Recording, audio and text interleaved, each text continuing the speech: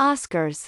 Nominees and Academy governors set aside differences and celebrate at annual luncheon. Several Academy governors did still weigh in about the category's controversy during conversations with THR last year. For the first time since 1982, there was no Oscar nominees luncheon. The pandemic was still raging.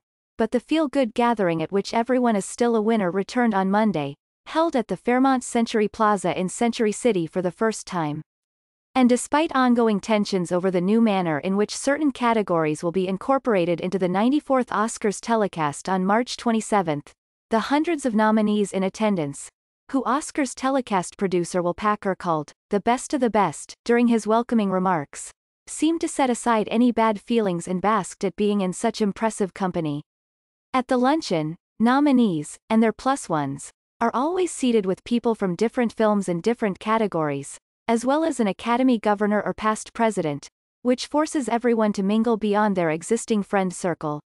This year, some tables boasted particular star wattage, for example, Best Actor nominee Javier Bardem, being The Ricardos, and Best Actress nominee Penelope Cruz, Parallel Mothers, a married couple, were seated with Best Picture, Best Director nominee Steven Spielberg, West Side Story, and Best Adapted Screenplay nominee Sean Hayter, Coda, who brought the film's leading lady Amelia Jones as her date, as well as past Academy President Sid Ganis. During breaks in the action, dozens of attendees seated at other tables, including Best International Feature nominees Joachim Trier, The Worst Person in the World, and Teruhisa Yamamoto, Drive My Car, lined up to shake hands with, request photographs with and, in Yamamoto's case, even bow before Spielberg, who couldn't have been more gracious towards all comers.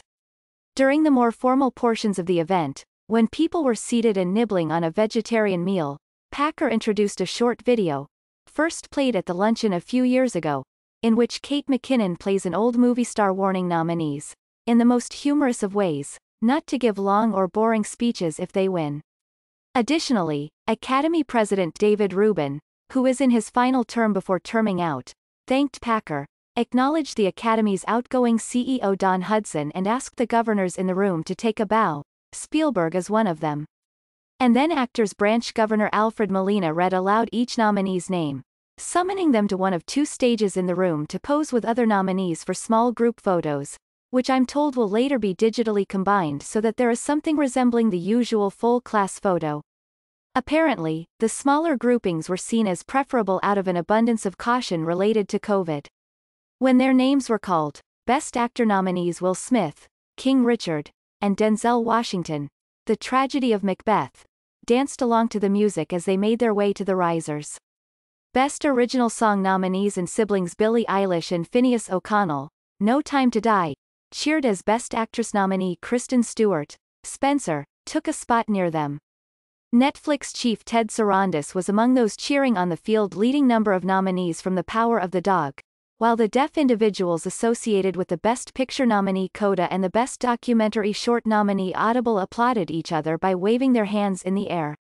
And Best Supporting Actress nominees Ingenue Ellis, King Richard, and Ariana DeBose, West Side Story, attracted, to my ear from a table in the middle of the room, a particularly loud applause. I did seize any opportunity I had to gauge the temperature of the category's controversy with governors in the room. Those who would speak on the record were overwhelmingly supportive of giving this new method of presentation a try, and then reassessing the situation after the show.